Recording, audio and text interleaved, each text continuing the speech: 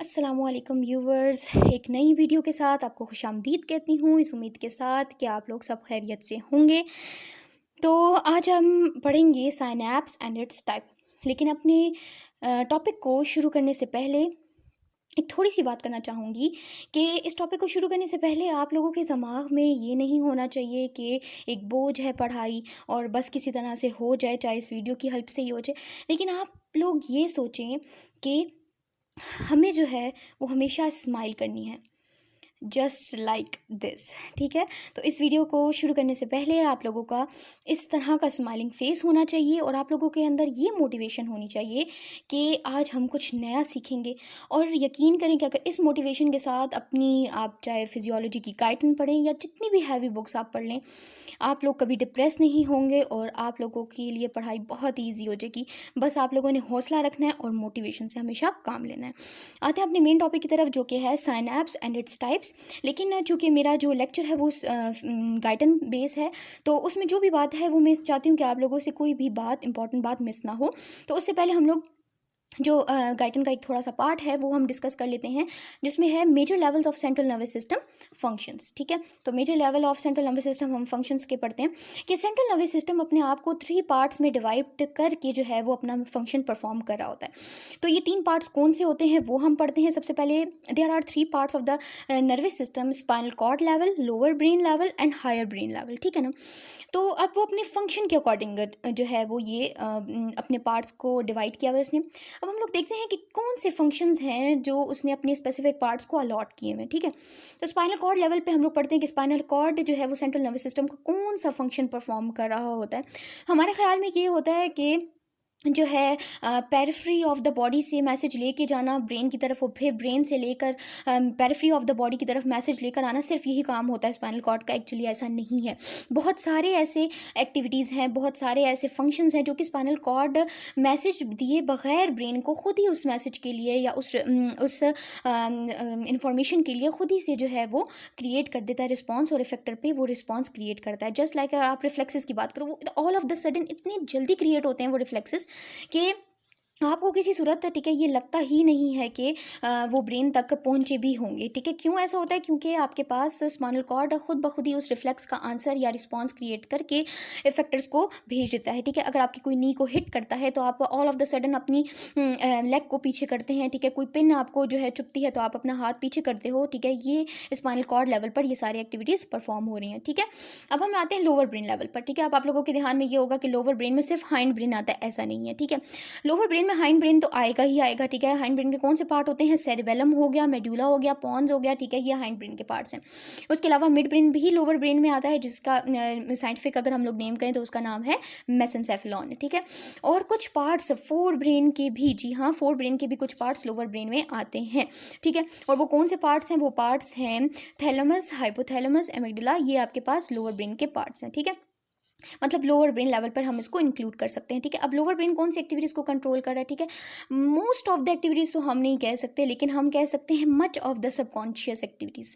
ज़्यादातर जो subconscious activities हैं वो लोअर ब्रेन कंट्रोल कर रहा है। जस्ट लाइक कि अब कौन सी हैं आपके पास सबकॉन्शियस एक्टिविटीज़? वो है आर्टीरियल प्रेशर, वो है आपके पास रिस्पायरेशन। ठीक है, तो ये जो सबकॉन्शियस एक्टिविटीज़ हैं आपको बगैर मालूम हुए अपने जो कांस्टेंट रेट से कंटिन्यू है आपकी रिस्पायरेशन, कांस्टेंट रेट से आपका जो है एक नॉर्मल आर्टीरियल प्रेशर मेंटेन है, वो लोअर ब्रेन कंट्रोल करा है। ठीक है, जो सेंट्रल नर्वस सिस्टम ने उसको फंक्शन अलॉट किया हुआ है। ठीक है, अब हम आते हैं हायर ब्रेन की तरफ। चलो, रिफ्लेक्सेस भी हो गए। ठीक है, अच्छा, लोअर ब्रेन में एक और बात भी है कि अगर हम लोग सेरेब्रल कॉर्टेक्स, जो कि मेन पार्ट है हायर ब्रेन का, अगर हम लोग सेरेब्रल कॉर्टेक्स को रिमूव कर दें, ठीक है, तो उसके बाद भी हम emotions just like anger, excitement और रिस्पॉन्स टू द प्लेजर, ठीक है, इसको हम रिस्पॉन्स कर सकते हैं। ठीक है, इसका मतलब कि लोअर ब्रेन जो है वो रिस्पॉन्स टू द इमोशंस के लिए भी रिस्पॉन्सिबल है। ठीक है, ओके, तो रिफ्लेक्सेस हो गई, इमोशंस हो गए, सबकॉन्शियस एक्टिविटीज़ हो गई, तो हायर ब्रेन के लिए फिर बचा क्या? ठीक है, बचा क्या बचा वो देखते हैं। सेरेब्रल कॉर्टेक्स के लिए मेन जो बात बची है वो है आपके पास मेमोरी स्टोरेज, ठीक है।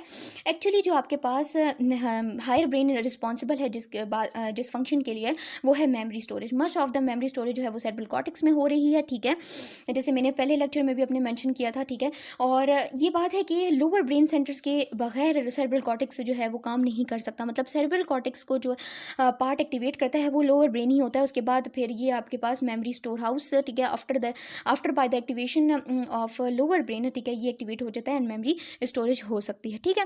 तो ये छोटे से बात थी। अब हम लोग अपने मेन टॉपिक पे आने से पहले थोड़ा सा कंपैरिजन टू द कंप्यूटर, जो सेंट्रल नर्वस सिस्टम का को किया जाता है कंप्यूटर से कंपैरिजन, वो देख लेते हैं कि जिस तरह एक कंप्यूटर का इनपुट सर्किट होता है, इस तरह आपके पास आपके नर्वस सिस्टम का सेंसरी पार्ट है। जिस तरह कंप्यूटर का आउटपुट सर्किट होता है, उस तरह आपके पास आपके नर्वस सिस्टम का मोटर पार्ट है, ठीक है। तो इसलिए हम लोग बहुत ज़्यादा मच ऑफ द मतलब बहुत ज़्यादा हम कंपैरिजन या उसको कंपेयर कर सकते हैं कंप्यूटर को नर्वस सिस्टम से, ठीक है। तो अल्लाह ताला ने हमें जो है वो हमारा ख़ुद का कंप्यूटर दिया हुआ है इन आर बॉडी।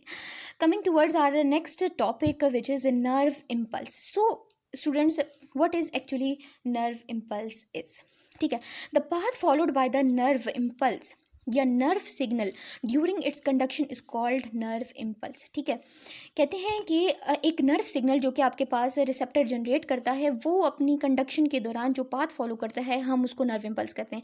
उसके रास्ते में जो जो न्यूरॉन्स आएंगे, जो जो साइनैप्स आएंगी, जो कि न्यूरोट्रांसमीटर्स को इन्वॉल्व करेंगे, ठीक है, वो सारा रास्ता, वो सारा पाथ जो है आपका नर्व इम्पल्स कहलाता है, ठीक है। तो अब जो नर्व सिग्नल है उसकी कंडक्शन के लिए जो मेन चीज़ रिस्पॉन्सिबल है या मेन थिंग जो इन्वॉल्व है वो है एक्चुअली साइनैप्स। इसके बारे में हम पहले भी डिस्कस कर चुके हैं कि synapse is actually a junction point between one neuron and another, ठीक है। तो अब हम लोग बात करते हैं साइनैप्स की टाइप्स पे, जो कि आज का हमारा मेन टॉपिक है कि साइनैप्स की एक्चुअली टाइप्स कितनी हैं, ठीक है। तो there are actually two main types of synapse, ठीक है। One is chemical synapse and other is electrical synapse, ठीक है। अगर हम केमिकल साइनैप्स की बात करें, ठीक है, तो सेंट्रल नर्वस सिस्टम या नर्वस सिस्टम की एज अ होल जो है वो ज़्यादातर साइनैप्सेस केमिकल साइनैप्सेस होती हैं, ठीक है। Much of the synapses of the nervous system are chemical synapses. आगे चल के हम बात पढ़ेंगे कि क्यों, क्या ज़्यादा जो नर्वस सिस्टम है उसकी जो साइनैप्स हैं वो केमिकल साइनैप्स है, ठीक है। और इलेक्ट्रिकल साइनैप्स भी एग्जिस्ट करती हैं, उसका भी हम पढ़ेंगे कि क्यों जो है वो इलेक्ट्रिकल साइनैप्स भी मौजूद हैं, ठीक है। तो सबसे पहले हम केमिकल साइनैप्स को पढ़ते हैं कि इसमें जो गैप होता है बिटवीन द टू न्यूरॉन्स, ठीक है, वो कितना होता है। इसमें है आपके पास 200 to 300 एंगस्ट्रम इसका जो गैप होगा, ठीक है, ये आपने बात याद रखनी होगी।